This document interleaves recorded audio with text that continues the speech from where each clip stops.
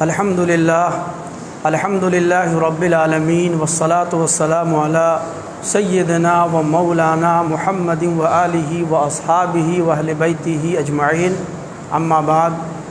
فاعوذ باللہ من الشیطان الرجیم، بسم اللہ الرحمن الرحیم۔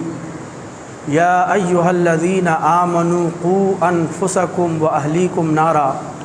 صدق اللہ مولانا العظیم۔ معزز سامعین حاضرین، ہمارا رب ہمارے لیے ایسے ایسے مواقع فراہم کرتا ہے جس میں ہم اور آپ جمع ہو کر مجموعی طور پر اپنے آپ کا، اپنے گھر والوں کا، اپنے معاشرے کا اور اپنے ملک کا احتساب کر سکیں، سکھ دکھ کا، اچھائیوں اور برائیوں کا جائزہ لے سکیں اور ساتھ ہی ساتھ ان کے حل کے لیے عملی طریقہ کار اختیار کر سکیں۔ انہی مواقع میں سے ایک بڑا موقع جمعہ کا بھی ہوتا ہے،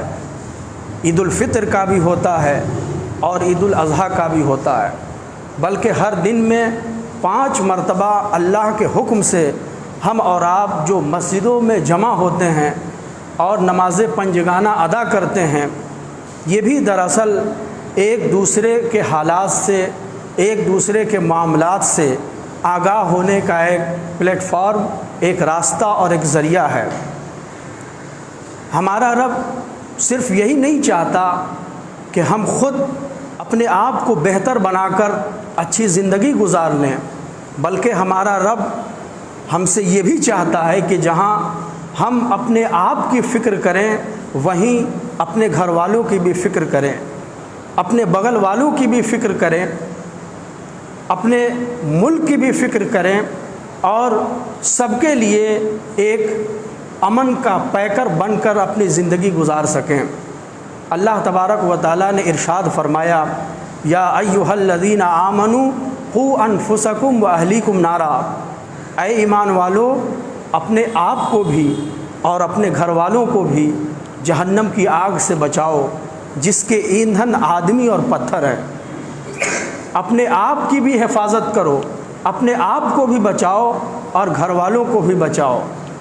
حضرت علی رضی اللہ تعالیٰ عنہ اس آیت کریمہ کی تفسیر میں ارشاد فرماتے ہیں کہ اس آیت کریمہ کا مطلب یہ ہے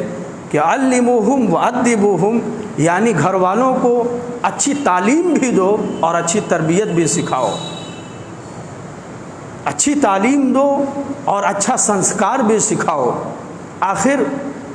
وہ اچھی تہذیب کا ہی تو نتیجہ تھا، اچھی تعلیم اور اچھی تربیت کا ہی نتیجہ تھا نا، کہ جب ایک باپ کہتا ہے یا بنی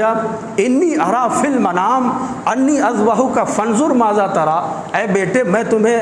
دیکھ رہا ہوں خواب میں کہ تجھے اللہ کے لیے، اللہ کے راستے میں ذبح کر رہا ہوں، تو بیٹا کہتا ہے، یہ نہیں کہتا، انکار نہیں کرتا کہ ابا یہ کیسی بات آپ کہہ رہے ہیں، بلکہ بیٹا کہتا ہے یا ابت افعل ما تؤمر، اے میرے والد جس کام کا آپ کو حکم دیا جاتا ہے آپ وہ کر جائیے۔ اللہ کے رسول صلی اللہ علیہ وآلہ وسلم نے جب اپنی نبوت کا اعلان کیا اور جب اچھی تربیت اور اچھی تعلیم سے ماحول خوشبودار ہو گیا، اچھی تعلیم کی شہرت، اچھی تربیت کی شہرت جب لوگوں میں پہنچنے لگی اور لوگ آپ کی طرف، آپ کے دامن رحمت کی طرف کھینچتے ہوئے چلے آنے لگے، تو اس میں کچھ ایسے بھی لوگ تھے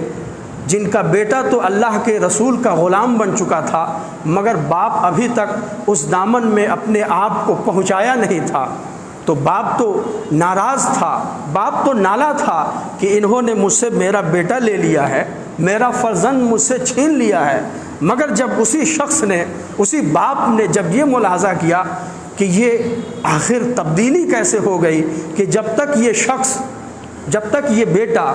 میرے پاس تھا اور جس کو میں اپنے دین پر پاتا تھا، اپنا بیٹا کہتا تھا، تب تک یہ میری سنتا نہیں تھا، میری مخالفت کرتا تھا، میری نافرمانی کرتا تھا۔ لیکن جب یہ اللہ کے رسول کے دامن میں گیا ہے، جب اللہ کے رسول کا کلمہ پڑھا ہے، تو ماجرا کیا ہے؟ یہ باپ کا ادب سیکھ گیا ہے۔ یہ بیٹا کیسا بیٹا ہو گیا ہے کہ اس کو ماں کے ساتھ کیسا سلوک کرنا چاہیے وہ سلوک سیکھ گیا ہے۔ آخر اس میں اتنی تبدیلی کیسے آ گئی؟ وہ باپ جو صحیح طریقے سے چل پھر نہیں سکتا تھا، وہ اللہ کے رسول کی خدمت میں حاضر ہوتا ہے۔ اللہ کے رسول دیکھ کر کے کہنے لگتے ہیں کہ آخر آپ کو اس طرح تکلیف اٹھا کر آنے کی ضرورت کیا تھی؟ اس نے کہا کہ نہیں، جس نے میرے بیٹے کو اتنا خوبصورت بنا دیا ہو، اتنا سنسکاری بنا دیا ہو، اس قدر تعلیم و تہذیب کا مجموعہ بنا دیا ہو، اس کے پاس اگر جیسے بھی چل کے جانا پڑے تو جانا چاہیے۔ اور کہنے لگا کہ میں نے تو یہی سمجھا تھا کہ آپ کی وجہ سے میرا بیٹا بے ہاتھ ہو گیا، میرے ہاتھوں سے نکل گیا، لیکن اب پتہ چلا ہے کہ نہیں، بیٹا تو مجھے اب ملا ہے۔ بیٹا ہوتا کیسا ہے اس کا احساس تو تب جا کر ہوا جب اس نے آپ کے دامن میں پناہ لیا، جب اس نے آپ کا کلمہ پڑھا ہے، جب سے یہ آپ کا نام لیوا ہوا ہے، تب سے مجھے احساس دلا دیا ہے کہ میں ایک باپ ہوں۔ اپنی ماں کو احساس دلایا ہے کہ اس کی کوئی ماں ہے، اور گھر والوں کو احساس دلایا ہے کہ اس کا کوئی گھر والا ہے۔ تو ایسا ہی بیٹا مجھے چاہیے تھا۔